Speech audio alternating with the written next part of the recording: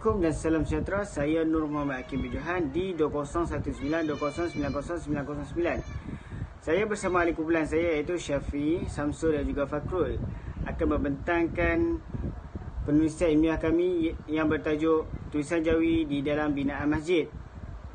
Bahagian pengenalan, saya akan menceritakan tulisan Jawi dan juga masjid.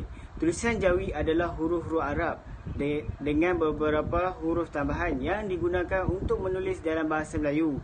Secara amnya, tulisan Jawi ialah tulisan yang menggunakan aksara-aksara Arab. Tulisan Jawi juga mempunyai 37 huruf yang terdiri daripada 33 huruf konsonan dan 3 huruf vokal. Tulisan Jawi ditulis dan dibaca dari kanan ke kiri seperti sistem tulisan bahasa Arab.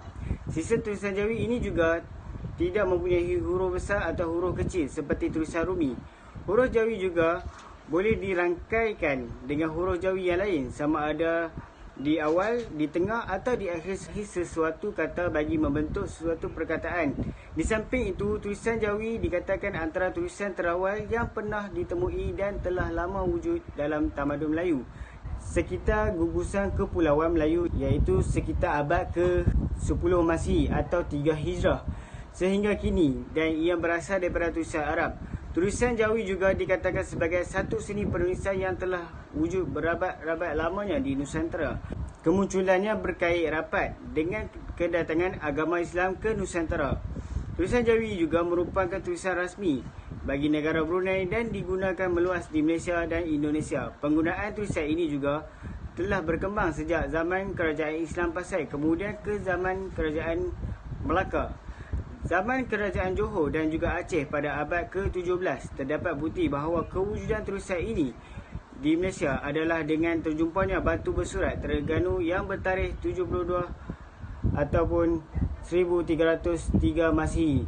Tulisan Jawi merupakan tulisan rasmi bagi negeri-negeri Melayu tidak bersekutu semasa penguasaan British. Kini tulisan ini digunakan dalam urusan agama Islam dan adat istiadat Melayu yang kebanyakannya di Johor, Kedah, Kelantan, Perlis dan Terengganu. Tulisan Jawi memainkan peranan penting dalam masyarakat pada zaman dahulu. Tulisan ini digunakan sebagai perantara penting dalam semua urusan pentadbiran. Contohnya, ia digunakan dalam perjanjian-perjanjian penting antara pihak-pihak di Raja Melayu dengan pihak-pihak berkuasa Portugis, Belanda dan Inggeris. Selain itu, pemasyhuran mereka 1957 bagi negara Malaysia antara lain juga tertulis dalam skrip Jawi. Seterusnya saya akan menerangkan masjid. Masjid adalah tempat beribadat bagi orang yang beragama Islam dan merupakan pusat untuk penyebaran dakwah serta ilmu-ilmu Islam. Kebanyakan orang beragama Islam melakukan solat berjamaah, pengajian agama dan juga perhimpunan keagamaan juga turut diadakan di masjid.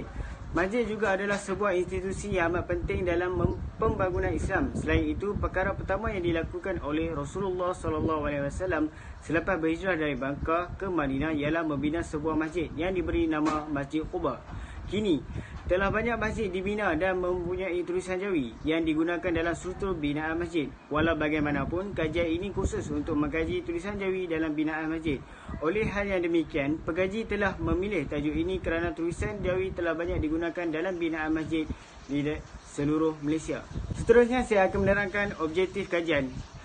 Terdapat 3 objektif, iaitu mengenal pasti penggunaan seni khat di masjid sekitar tanah Melayu. Yang kedua, menghuraikan perkaitan Jawi dengan institusi di masjid. Yang ketiga, menghuraikan pengetahuan masyarakat terhadap tulisan Jawi. Reka bentuk kajian, kami menggunakan instrumen kajian, soal selidik, cara pengumpulan data, dokumentasi, cara analisis data. Assalamualaikum warahmatullahi wabarakatuh dan selamat sejahtera. Saya Muhammad Fakhrul Razi bin Muhammad Noor, pemegang kad matrik yang bernombor D20192090930. Pada hari ini saya akan meneruskan perbincangan mengenai penggunaan seni khat di masjid. Seperti yang kita semua mengetahui bahawa masjid merupakan tempat ibadat orang Islam, dan sekiranya kita pergi ke masjid, kita akan dapat melihat begitu banyak perhiasan yang menggunakan penggunaan seni khat di masjid. Seni khat adalah merupakan sebuah ilmu mengenai bentuk-bentuk huruf tunggal tempat letaknya dan juga cara-cara merangkainya menjadi sebuah tulisan yang indah dan tersusun. Terdapat beberapa jenis bentuk-bentuk khat yang saya akan terangkan pada seterusnya, dan antara jenis-jenis khat yang popular dan sering kita lihat di seluruh dunia adalah antaranya adalah khat riq'ah. Khat riq'ah merupakan sebuah khat yang telah masyhur dan diguna pakai ketika pemerintahan Sultan Abdul Hamid Khan, yang telah dihasilkan oleh seorang penulis yang bernama Turki Mumtaz Khan pada zaman pada tahun 1280 Hijrah. Antara ciri-ciri tulisan ini adalah ianya berbentuk kecil, tegak dan tidak menggunakan baris. Seterusnya adalah khat diwani. Khat diwani ini diciptakan oleh Muhammad Munif dan juga disempurnakan oleh Shahla Pasha serta Al-Hafiz Osman.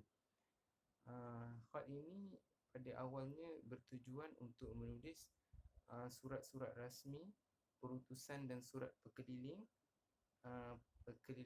surat perkeliling pentadbiran kerajaan. Dan antara ciri khat ini adalah berbentuk condong ke kiri, lembut, bindar dan melengkung, tersusun dan bertindih-tindih serta tidak berbaris. Seterusnya adalah khat nasah.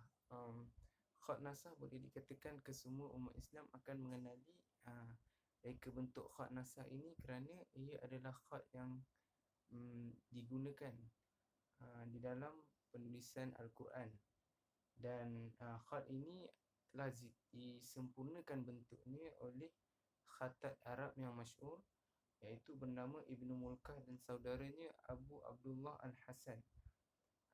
Khat ini kemudiannya telah dikemaskini oleh Ibnu Al-Bawwab dan tokoh kaligrafi yang lain, sehingga ianya menjadi tulisan Al-Quran. Dan ciri-ciri tulisan ini adalah mudah dibentuk, lembut, praktikal, mudah dibaca dan juga mempunyai baris. Seterusnya adalah khat sulus. Khat sulus ini dinamakan sulus kerana penulisan menegaknya itu ditulis dengan mata pen yang berukuran tertentu, ataupun dalam bahasa Arab ialah sulus, 1/3 lebar mata pen. Seterusnya, ciri-ciri tulisan ini pula hurufnya lembut, mudah dibentuk dan mudah dibaca kerana mempunyai baris. Khat ini bersifat dekoratif dan mempunyai seni-seni tersendiri, dan antara khat yang paling sesuai untuk digunakan sebagai bahan hiasan di dalam masjid, kediaman ataupun penulisan papan tanda. Dan khat yang terakhir pula adalah khat kufi murabba, ataupun lebih dikenali sebagai khat segi empat. Khat ini dikenali sebagai khat segi empat kerana bentuk dan susunannya yang berbentuk segi empat apabila ianya ditulis. Huruf yang ditulis dalam khat ini hendaklah disusun secara bertindih bagi memenuhi ruang yang ada sehingga ianya menjadi sebuah tulisan yang unik. Seni khat di masjid ini dapat disimpulkan bahawa ianya sebuah seni yang indah yang telah memenuhi dan menghiasi ruang di kebanyakan masjid di seluruh dunia. Dan penggunaan seni khat oleh umat Islam ini telah dilihat sebagai salah satu syiar pengembangan agama Islam kerana terdapat nilai kesenian yang tinggi di dalam penggunaan penulisan seni khat ini. Sekian, terima kasih. Assalamualaikum dan selamat sejahtera. Nama saya Muhammad Syamsul Hamzan bin Muhammad Jalani, bernombor matrik D2019 2090 913. Saya akan membahaskan tentang perkaitan Jawi dengan institusi masjid. Jawi merupakan abjad bagi Melayu setelah kedatangan Islam ke Kepulauan Melayu. Jawi juga merupakan tulisan Arab untuk menulis bahasa Melayu, Aceh, Banjar, Minangkabau dan beberapa bahasa lain di Asia Tenggara. Tulisan Jawi juga terkenal sebagai alat untuk penyebaran Islam. Masyarakat Melayu mempercayai bahawa tulisan Jawi sangat dihargai kerana ianya merupakan pintu masuk untuk orang-orang Melayu mudah memahami Islam dan kitab sucinya iaitu Al-Quran. Berikut merupakan kitab-kitab yang menggunakan tulisan Jawi. Yang pertama, Kitab Kuning. Seterusnya, Hidayat Al-Salikin. Yang terakhir, Sir Al-Salikin ila Ibadah Ran Al-Alamin. Kitab pertama ialah Kitab Kuning. Penulisnya ialah Bruce Nizen dan diterbitkan pada tahun 1995. Kitab Jawi ini berfungsi sebagai buku teks dan dijadikan sumber rujukan masyarakat Melayu di pondok-pondok, surau dan masjid. Hampir semua masjid di tanah Melayu mempraktikkan corak kurikulum yang diterapkan berdasarkan Kitab Kuning yang melandaskan sistem pengajian Universiti Al-Azhar. Yang kedua, Kitab Hidayat Al-Salikin atau nama panjangnya ialah Hidayah Al-Salikin fi Suluk Maslak Al-Mustaqim atau maksudnya ialah pedoman bagi orang yang berjalan pada perjalanan yang takut akan Allah Ta'ala. Kitab ini selesai diterjemahkan oleh Abdul Al-Samad Al-Falimbani pada hari Selasa 5 Muharram 1197 Hijrah di Mekah. Di dalam kitab ini membincangkan tentang adab-adab seperti adab bersuci, adab berwuduk, bertayamum, adab ketika melaksanakan solat, adab di masjid, adab dengan manusia dan sebagainya. Kitab yang terakhir pula ialah Sir Al-Salikin ila Ibadah Ran Al-Alamin. Disalin pada 4 Rabiul Awal 1211 Hijrah bersamaan dengan 7 September 1796 Masihi di Mekah. Buku ini membicarakan tentang ilmu usuluddin, fikah dan tasawuf di dalam satu mukadimah, 4 bahagian dan 1 khatmah. Antara perkara-perkara yang diperkatakan oleh beliau ialah kelebihan ilmu dan iktikad ahli sunnah wal jamaah, segala ibadat yang zahir, hukum adab yang berlaku pada adat, maksiat yang zahir dan batin, serta ibadat yang batin. Itu sahaja daripada saya. Sekian, terima kasih. Saya akan menguraikan objektif yang ketiga, iaitu menguraikan pengetahuan masyarakat terhadap tulisan Jawi.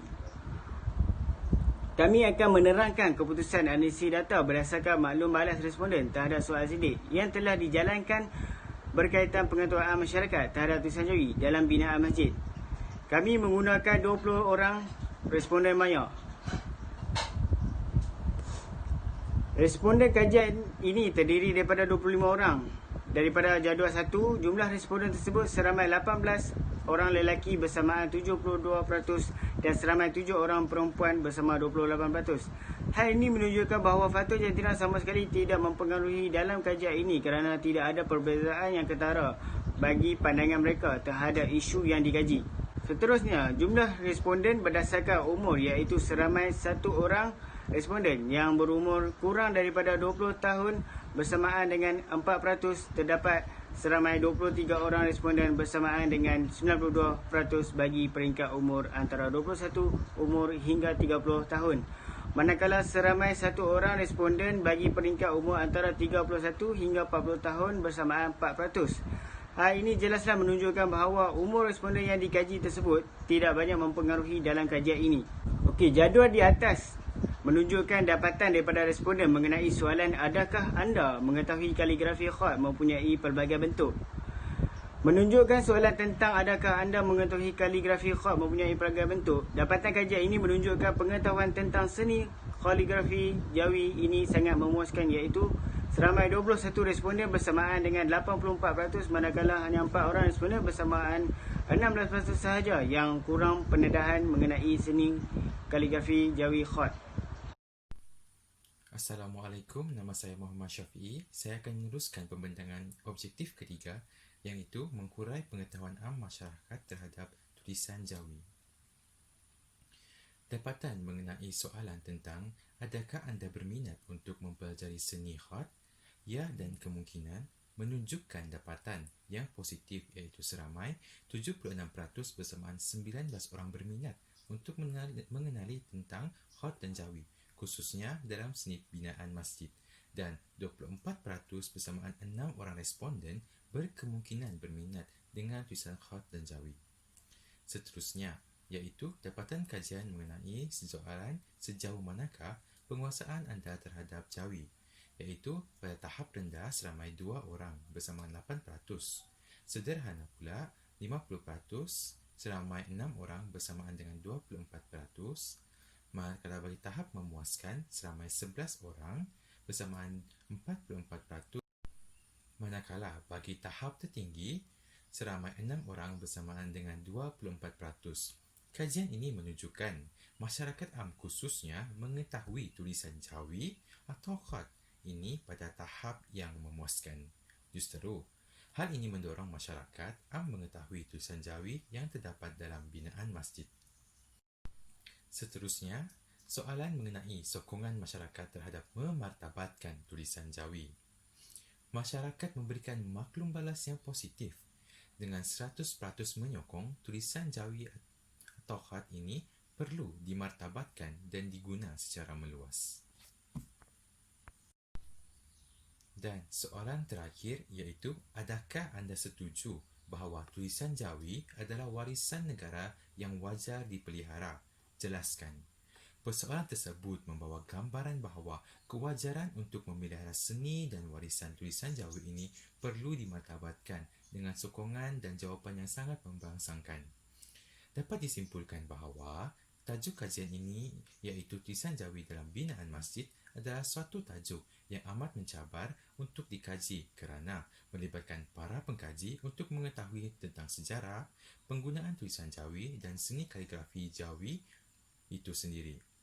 Justeru, daripada maklum balas yang diterima menunjukkan bahawa masyarakat masih sayang dan peka terhadap martabatkan tulisan Jawi ini yang dapat dilihat dari seni khat di dinding-dinding masjid dan seni ukiran yang terdapat di masjid-masjid sekitar negara kita, Malaysia, yang amat unik, yang patut dipelihara dan dijadikan sebagai tulisan pengantara dalam masyarakat kita hendaknya. Secara kesimpulannya, dapat dirangkumkan bahawa perkembangan ini sangat diharapkan untuk memperkenalkan lebih luas lagi jenis khat dan Jawi sebagai tulisan penting dalam pendidikan yang melalui pelbagai peluang, cabaran dan peluang sebagai satu manifestasi seni yang menjadi khazanah tamadun Islam. Ia boleh dan patut terus dipelihara untuk dikekalkan berlandaskan syariat Islam agar tetap terus diterapkan dalam kehidupan sehari-hari. Selain itu, semoga tulisan ini diharapkan dapat menterjemahkan sebahagian yang ada di dalamnya yang dapat direalisasikan sebagai hasil seni dan budaya kita. Sekian, terima kasih.